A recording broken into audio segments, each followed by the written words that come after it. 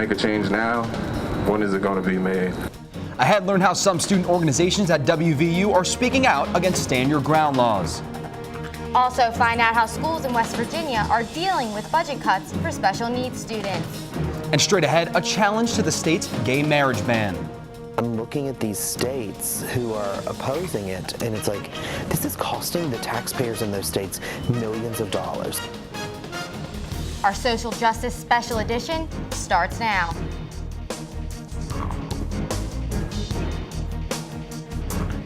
It's been almost 2 years since the death of Trayvon Martin. Martin was a 17-year-old African-American high school student in Sanford, Florida, who was shot and killed after an altercation with George Zimmerman. The trial made national headlines, and Zimmerman's not guilty verdict stirred up protests around the nation. More recently, right here in Morgantown. Reporter Brandon Bates joins us now in the studio with more. Brandon? Thanks, Mike and Jess. Stand your ground laws exist in nearly 24 states in the U.S. These laws give people the right to use deadly force without any requirement to retreat if they feel their life is in danger. The Black Student Union recently held a march in Morgantown protesting violence associated with the Stand Your Ground laws. Sing a song. The WVU Black Student Union recently held a march around campus to express their feelings about racial inequality. Vice President of the Black Student Union and the National Association of Black Journalists, Kirsten Miner, says the march wasn't just about racial profiling. It's about addressing all inequalities. We're focusing on racial profiling and stand your ground laws, but also just all injustices that go on across the nation. If we don't make a change now, when is it going to be made? Antoine Christopher was arrested the night of October 19th for obstructing an officer, disorderly conduct, and public intoxication. He shared some of his story.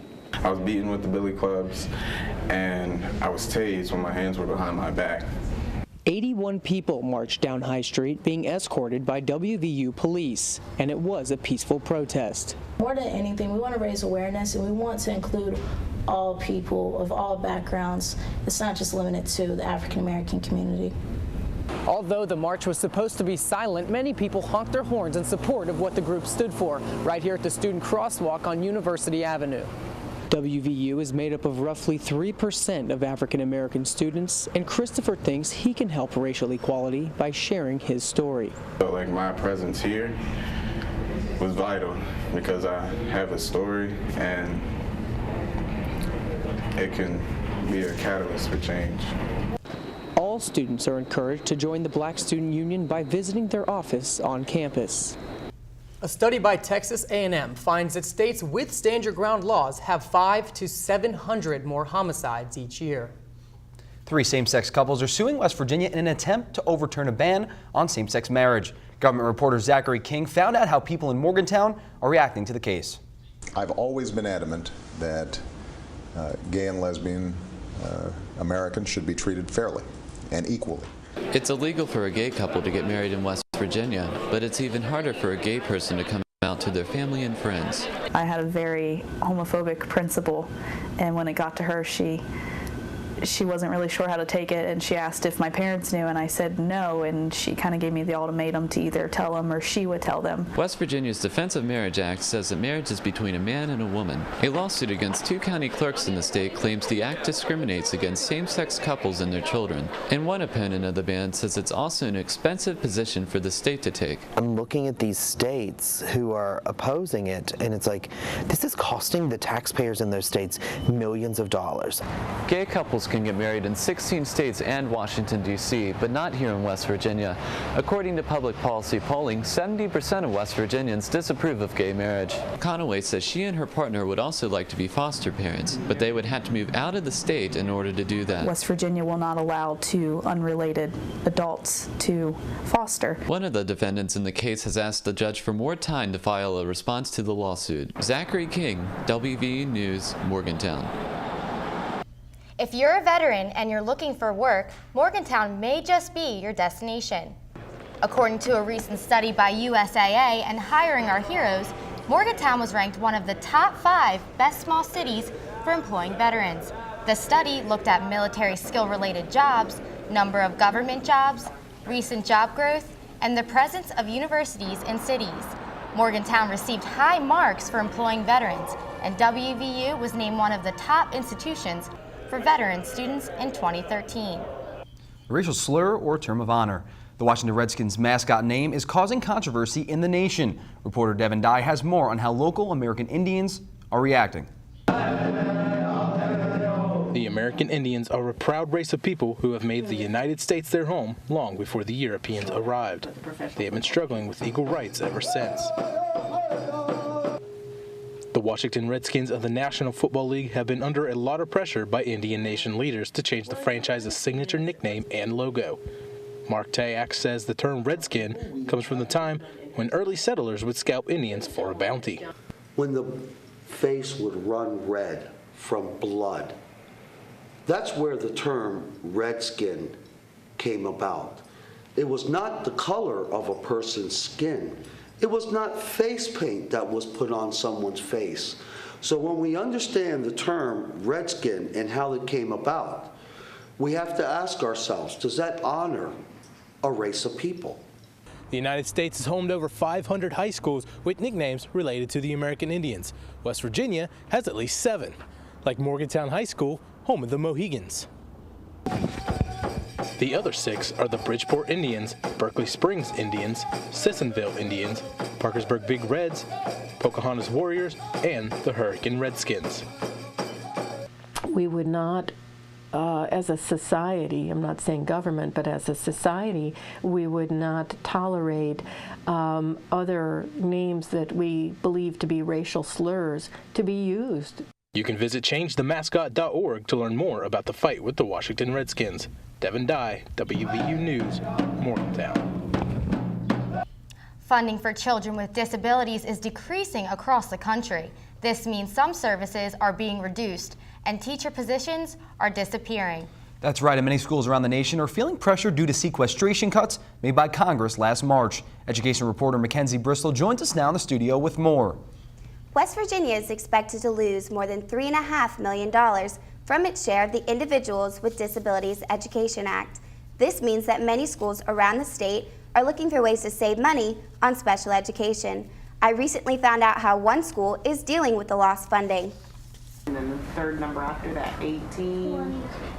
The Individuals with Disabilities Education Act of 1975 entitles students with a disability to receive special school services from ages 3 to 21.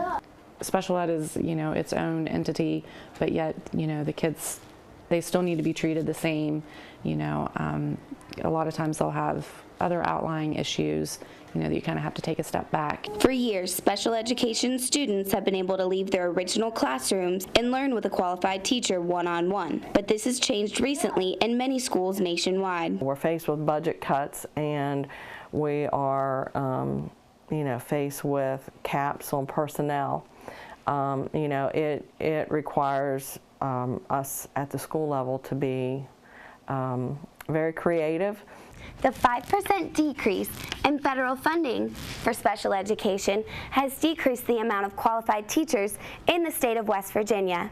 The 2002 No Child Left Behind Act had a goal of providing all children equal opportunities for high-quality education. The law, along with budget cuts, led to special needs students being mainstreamed into regular classrooms. Some parents like the idea of their child being included, but they still see the need for individualized services. Every kid is different. They ain't all going to learn the same. Many West Virginia schools have opted to implement integration slowly. I don't foresee us not meeting the needs of students that require the pull-out support services. There's no deadline for when the students have to be fully integrated. Teachers are working every day to make sure everyone feels comfortable with the transition. In order to deal with these cuts, many schools are not replacing teachers who leave, they're eliminating resource rooms. Mike and Jessica, back to you. Now Greg's in for a quick look at sports. Thanks, guys. Straight ahead, we'll show you how women at WVU are striving for equality in athletics. Men significantly outnumber women in intercollegiate sports, even here at WVU. But it's the women who are bringing home the trophies this fall. Also coming up, we'll find out how the playing field is changing for gay athletes. Those stories coming up next as WVU News continues. We're all different. Our interests, our backgrounds can influence our futures. But without focus, they're just dreams. But what if someone could give your interests life? If they could give your background power? If they could fuel what motivates you? That's what gives dreams meaning, purpose. And perhaps that was the moment you knew you wanted to be a mountaineer. Welcome back. WVU recently hosted Advice from the Pros, an event highlighting women in sports. Sports reporter Angela Wiley attended the panel and has more on what women athletes are achieving at WVU. Whether it's shooting a winning shot, scoring a big goal, or nailing a beam routine, women are showing they belong in sports. Even though men dominate athletics, women are proving they are just as successful. Whether that means going out and representing our university at a conference championship or even hopefully a national championship. In fact, the women's soccer team is the only team at WVU to score not only one, but 2 Big 12 titles. But none of this would be possible without Title IX. This law, created in 1972, made it mandatory for universities to have an equal amount of women and men's sports. Washington Mystics advisor Nisi Draper was a guest at the recent women's sports panel at WVU. Title IX, it was incredible. I think that is definitely one law that has significantly impacted women and women in sports, from the uniforms, the playing time, TV time. Without Title IX, none of us would have an opportunity to have what we do, and it definitely has given us women a chance to rule over the men and give us our opportunity to excel. Each year, the number of women playing sports increases. Before Title IX, there were only about 300,000 female athletes. Now over 3 million women are participating in athletics at the high school and college level. Angela Wiley, WVU Sports, Morgantown. Women make up 54% of college students in the U.S., but only 43% of them play a college sport. But equality in sports isn't just about gender. Recreation reporter Jen Giambalvo reports on how one team at WVU supports diversity on the field for its gay teammates. Club and varsity athletes agree that more could be done to create a supportive team environment for gay athletes. WVU rugby player Ashley Richards says the support she receives from her team is what helps her grow as a player. Teams are like a little family, you know, so if you can't relate with your team, it's really hard to just be yourself and be open that way. Richards says playing a male-dominant sport gives people the chance to be quick to judge. Yeah, I mean, I guess maybe I do fit a stereotype, but that's not why I play sports, and that's not why a lot of girls play sports. We play sports because we love it, and we want to prove that we can do anything like, you know, the guys can too, so. The NCAA clearly states that it believes and is committed to diversity, inclusion, and gender equity among its student athletes, coaches, and administrators. It's not what it was 20, 40 years ago. It shouldn't be a major issue anymore.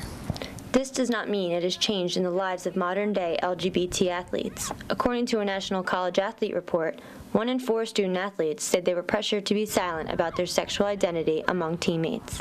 I support everyone that's gay on the team, and it's great having female athletes that are accepted just as well as everyone else. They're all the same people, just have different preferences. A leading national organization called Campus Pride works towards protecting gay student athletes. Nike also started the Be True campaign that will fund coalition projects aimed at ending anti-LGBT discrimination in sports. Jennifer Giambalvo, WVU News, Morgantown. Of the nearly 400 LGBT people surveyed by CampusPride.org, 18% competed in an intercollegiate sport, compared to 27% of heterosexual athletes. Mike and Jess, back to you. It's great to see a team that's so supportive. Hopefully more teams follow their lead. Well, that wraps up this special edition of WVU News. Be sure to visit us online at our website. You can watch any of our shows on YouTube. And don't forget to follow us and our reporters on Twitter. Thanks for watching WVU News. We'll see you next time.